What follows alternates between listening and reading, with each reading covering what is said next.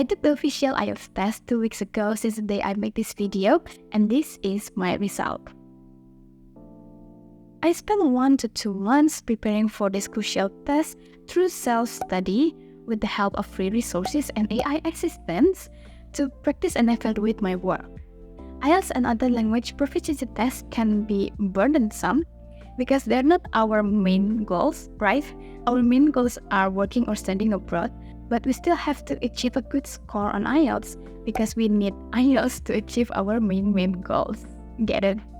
And the test itself is pretty expensive, at least for me, so I can't afford to fail or to join a course for the preparation.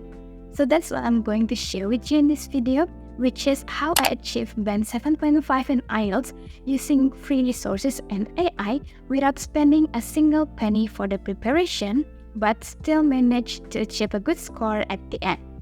I will also share my study plan and study tracker for IELTS that you can access through the link in the description box, and later in the video I will also show you how to adjust them properly and how to use them properly.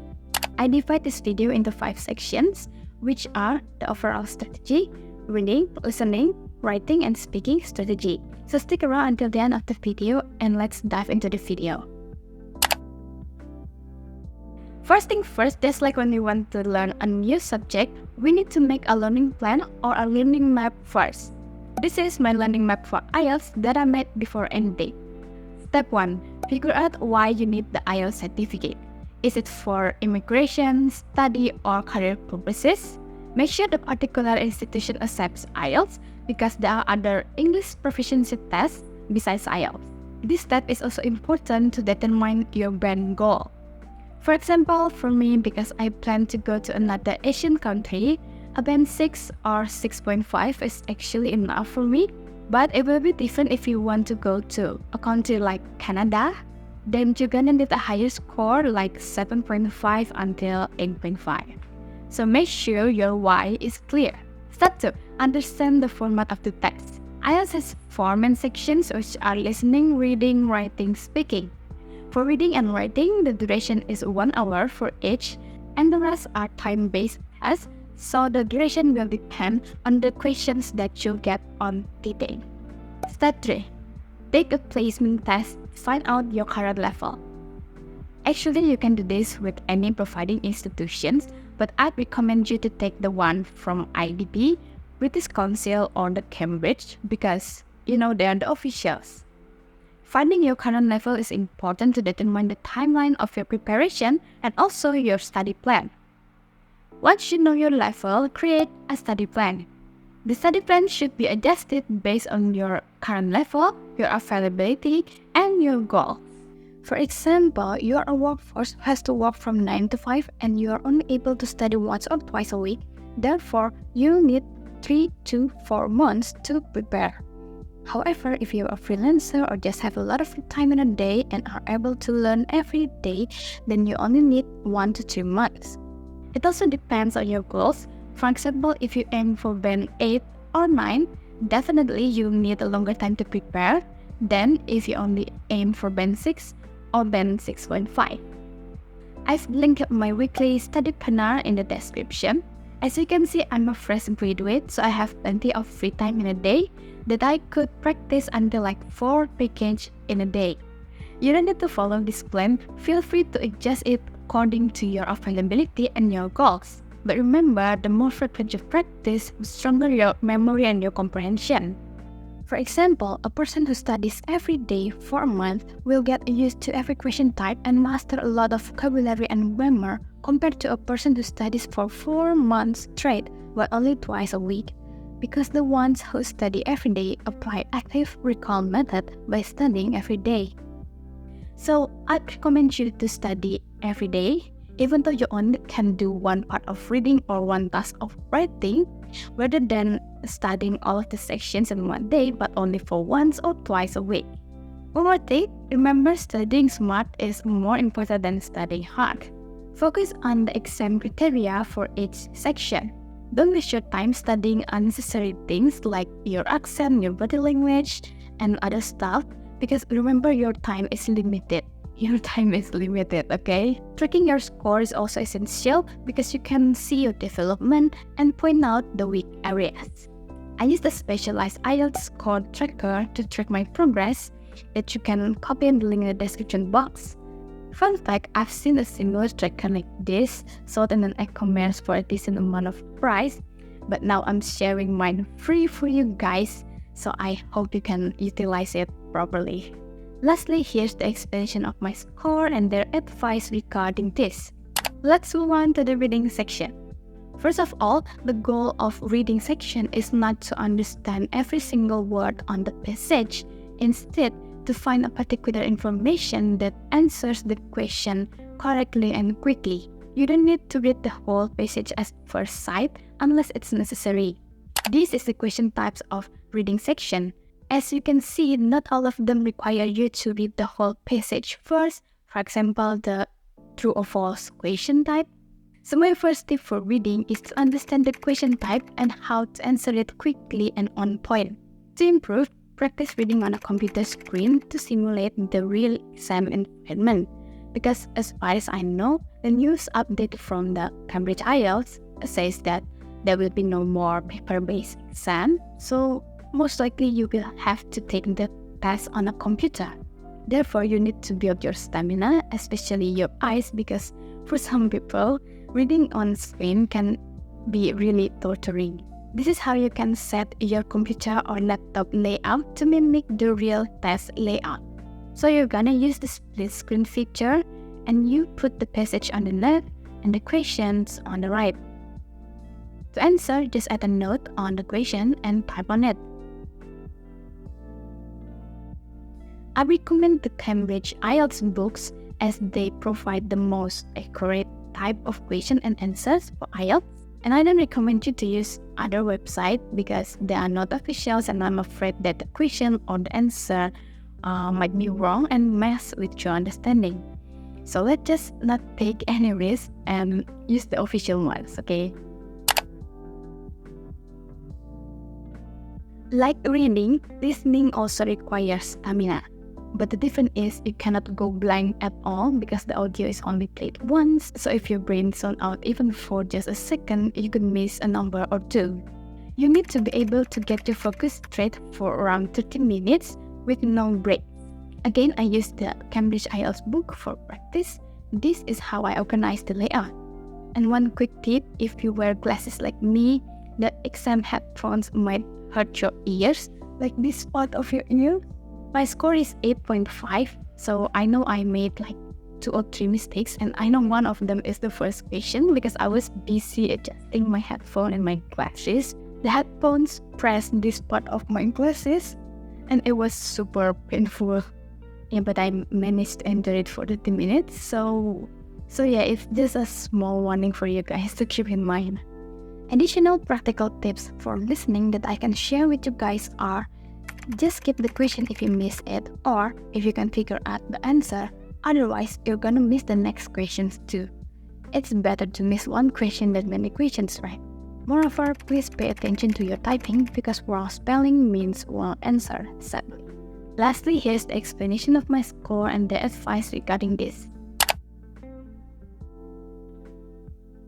While listening and reading are pretty objective, writing and speaking are the opposite. So there are no correct answers or answer keys. Instead, they have 4 marking criteria for these parts. I'll show them here. You can access them through either IDP, British Council, or the Cambridge IELTS. So here's my writing strategy. First, look at essay examples from trusted sources. Why you should do this? Because there's a specific pattern for each type of questions for both Task 1 and Task 2 in writing.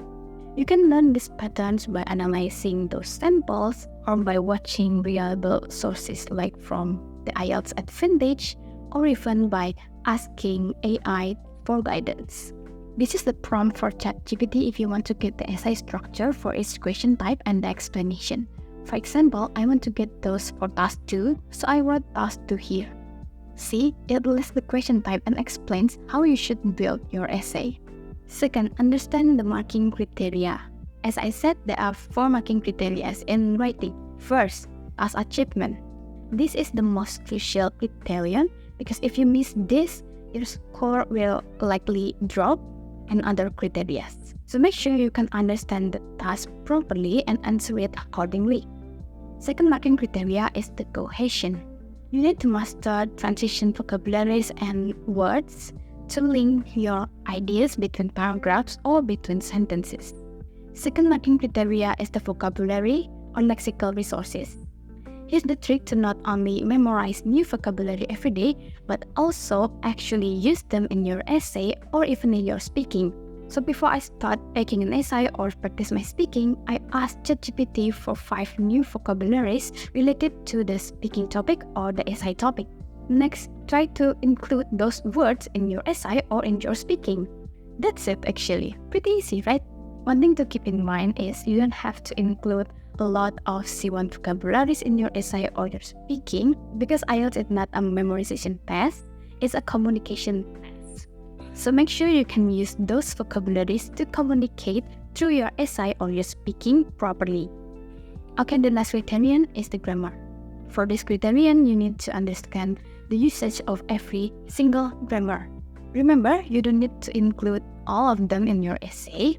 Normally, you only even need like 3 grammars in your essay. Also keep in mind that not only grammars are examined here, but also the other rules like conditionals, passive voice, and compound sentence. So make sure you study them well and know how to use them properly in a sentence. So don't forget to practice how to include them in your essay or your speaking.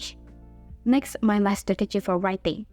After writing, I use ChatGPT to evaluate my essay. Actually, it's pretty simple. You can just use this prompt and then insert your essay. After that, copy the feedback to the Word or to the document where you write your essay and immediately revise your essays according to the feedback. Lastly, here's the explanation of my score and their advice regarding this.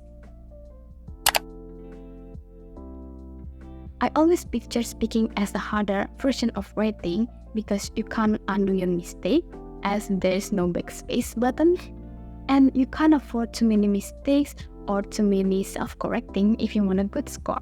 So basically, you need to spit out perfect sentences for every question. The criteria for speaking are actually similar to writing, except there are additional criteria like fluency and pronunciation. And my advice is also similar, especially for mastering vocabulary and grammar. But the main tip for speaking is you need to speak every single day. There is no exception for this, as you can only be fluent if you speak every day, especially if you live in a non-English speaking community like me. Here's how I practice every day as a girl who lives in a non-English speaking society. First, I answer common IELTS speaking question by myself. I could spend like 1 until 2 hours speaking to myself answering these questions. Pick several questions from different topics to vary your vocabulary as well. Second, I also practice use an AI called Gemini.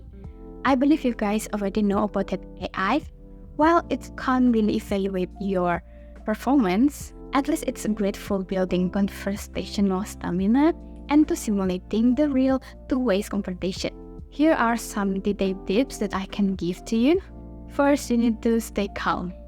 You'd likely be nervous as this is the first time you speak to a native speaker, but remember they're also human and just pretend that they are your friends so you can speak more natural to them. Second, this is important, warm up your voice by speaking for at least 1 or 2 hours before the speaking test to relax your mouth muscle so you can pronounce better. Third tip, let the conversation flow naturally. If you make a mistake, just say sorry and correct it. Well, it would be better if you don't make any mistakes at all, but if you do, I think it's better to realize that you made a mistake and then correct it than do nothing about your mistakes at all, right? Lastly, here's the explanation of my score and their advice regarding this. That is all of the tips that I can share with you regarding IELTS preparation. Let me know in the comment section if you know any other tips or if you want to share your own experience preparing for IELTS. If you're wondering what I'm going to do with my IELTS certificate and what is my main goal exactly, then follow me on social media, especially on YouTube and Instagram, because, well, I can't really tell you right now, but eventually you will know, so don't forget to subscribe and follow. Also, for this video, don't forget to like and share it with your friends, as we are going to grow a new positive and supporting study community where we share practical solutions and tackle everyday student problems. Thank you guys for watching, and I'll see you guys in my next video. Bye bye.